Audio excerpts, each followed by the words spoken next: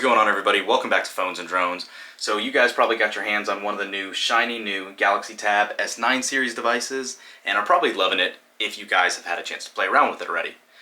For those of you that are ready to jump in and do a little more customized setups and all that, we have some good tips and tricks we wanted to throw out here for you guys today for you guys to get it all set up and customized as you might want. Some of these are obvious changes, some of these tips and tricks are actually a little more buried in settings, but they're good to know. Great to set up on your device and get you going.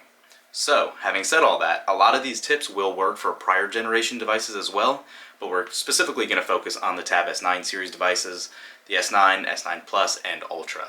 And for those of you also that have not ordered your devices yet or are still on the fence about it, I'll throw a referral link up down below if you guys are interested in picking it up. We greatly appreciate you using that link as it helps the channel out immensely. We're going to start out with a feature on the S Pen.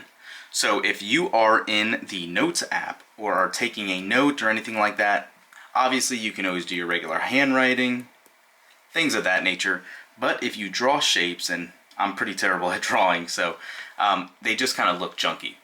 One of the cool things is whether you indicate it to automatically do it for you or manually do it, you can actually draw a shape on your screen.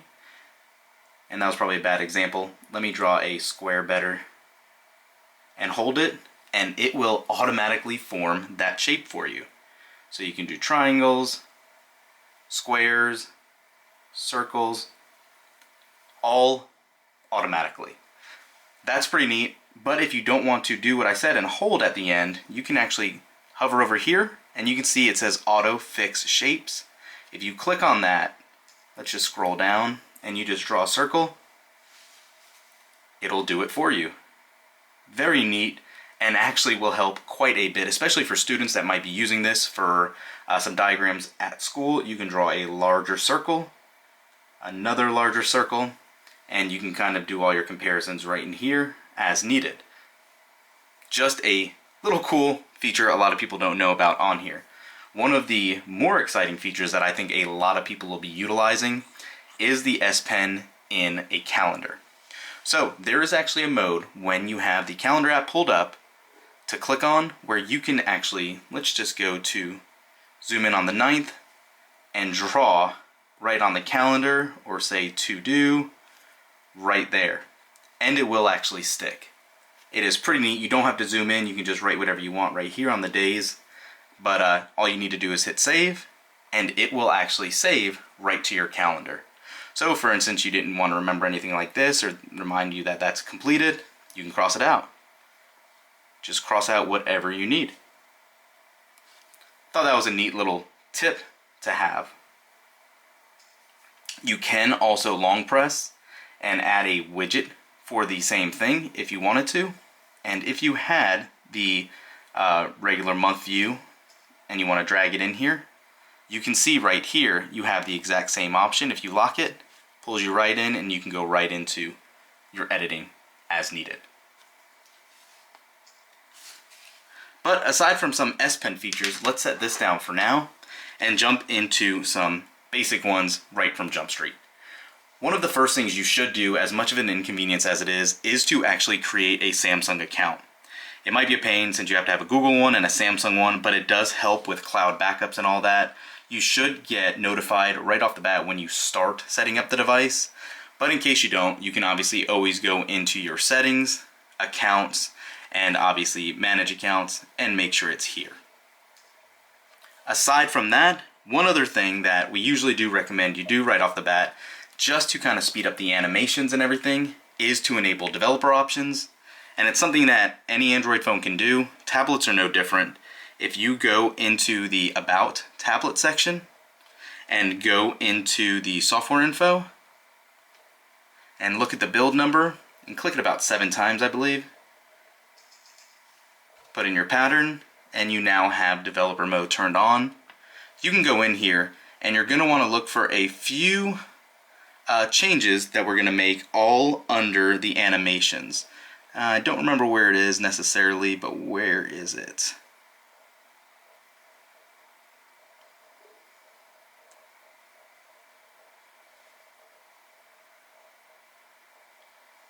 Let's go back to the beginning and look again.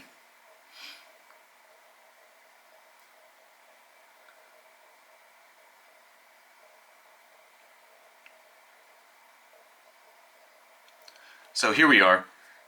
Window animation scale, transition animation scale, and animator duration scale. They're all set to 1x by default, but if you go to 0.5, 0.5, and 0.5, this will actually dramatically speed up everything you go to.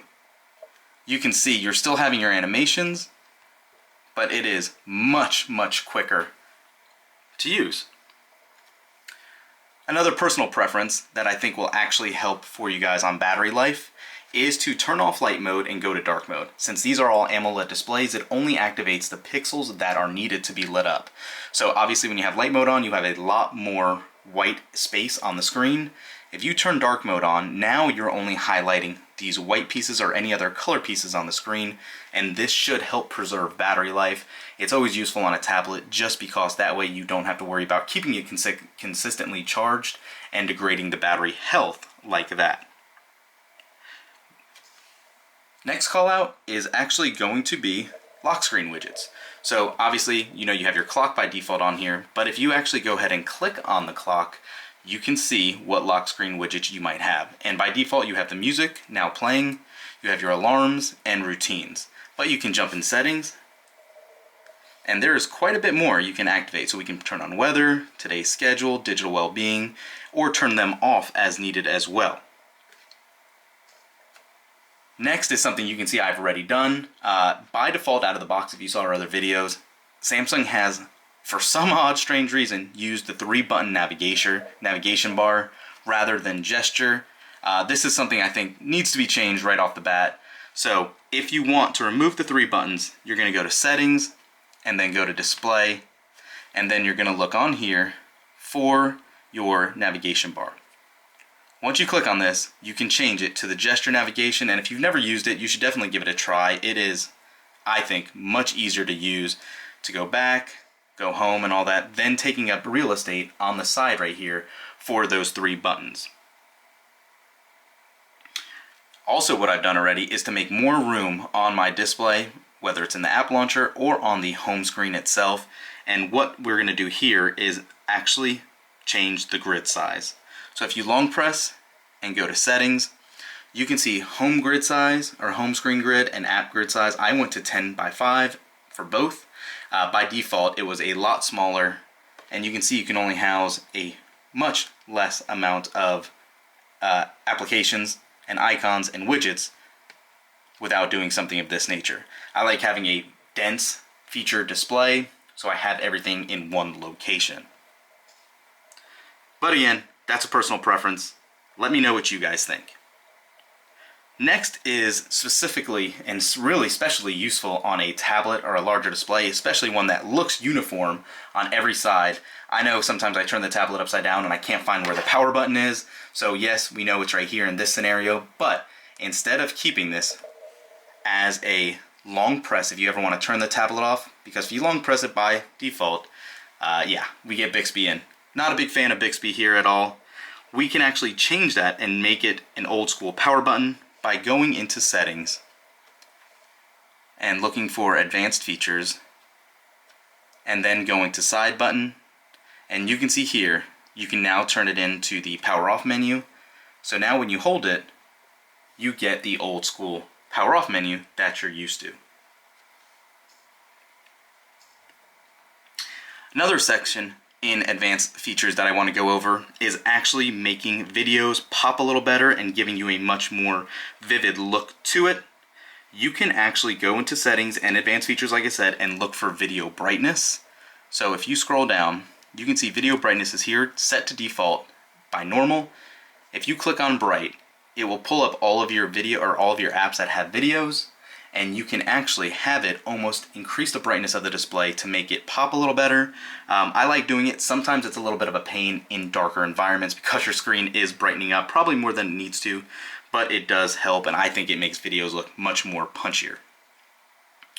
Also in here, while we're here, we've talked about video suggestions. You also have audio suggestions here that can actually improve the sound.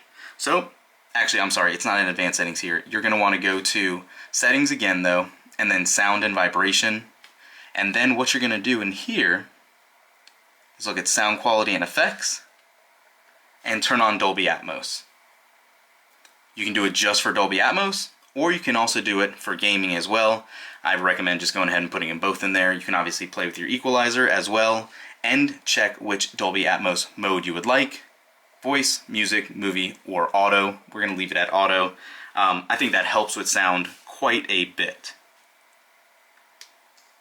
Another just basic feature, I'm sure you guys know how, I'm not going to walk through it, is to actually go ahead and implement some sort of security measure on here. We originally set it up with the facial recognition piece, and it just was not the best. And let me refocus for you guys here. It's just kind of weak. Nothing new, nothing unique to Samsung devices, but it's just not great. So turn on a fingerprint sensor. It does have an in-display one, as you can see. It does work pretty quickly and regularly all the time, so that will help as well. Lastly, another basic feature here is obviously your quick settings toggle here. You can actually edit these as needed, just like you can on any Samsung phone. And a lot of people don't like having to swipe twice to get that brightness slider. So you can actually click on these three dots and edit the buttons here and rearrange it, add any widgets, or any shortcuts you would like here. Or beyond that even, if you click on this and go to the quick panel layout, you can go to brightness controls and say show in quick panel expanded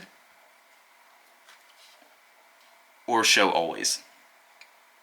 So if you do that, now when you click off and go back down, it is right there and a lot easier and quicker to go to. So I know that was a lot. There's a ton more features with air commands and all that. Again, it mimics what the phones are capable of.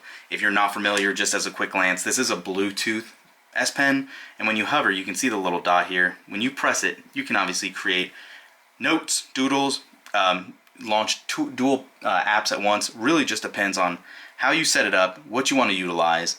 There is a whole slew of other tips and tricks in here.